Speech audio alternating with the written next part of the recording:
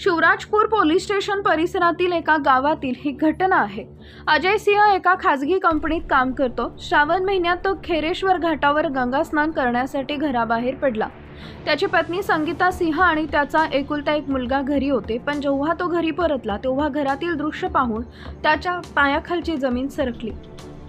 घराचा दरवाजा बंद होता। शेजाऱ्यांकडून चौकशी केली असता त्याची पत्नी एका तरुणासोबत गाडीने कुठेतरी गेली असल्याचं समजलं। काही अनुचित घडण्याची भीती बाळगून काळजीत असलेल्या अजयनं कुलूप तोडला आणि घरात प्रवेश केला। त्यानं पाहिलं की कपाट उघडं होतं, आत दागिने आणि ठेवलेली रोख रक्कम गायब होती।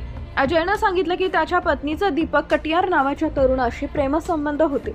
परिसरातील लोकांनी दिलेल्या माहितीनुसार अजय कामावर गेल्यावर दीपक अनेकदा त्यांच्या घरी येत असे आणि संगीतासोबत वेळ घालवत असे। बऱ्याचदा दोघेही बाजारात फिरताना दिसले होते। तेव्हा अजयनं गंगा स्नानासाठी गेला तेव्हा संगीतानं पळ काढला। संगीता संधीचा फायदा घेत तिचा प्रियकर दीपक सोबत घरात ठेवलेले मौल्यवान दागिने, रोख रक्कम आणि मुलाला घेऊन पळून गेली। शिवराजपूर परिसरात नात्याला काळीमा फासणारी घटना समोर आली आहे। एका महिलेनं लग्नानंतर आपल्या पतीचा विश्वासघात केला। पती घरी नसताना ती बॉयफ्रेंड सोबत पळून गेली। धक्कादायक बाब म्हणजे महिलेनं कपाटातील तब्बल 15 लाखांच्या दागिन्यांवरही डल्ला मारला आणि तिच्यासोबत लहान मुलालाही घेऊन गेली आहे।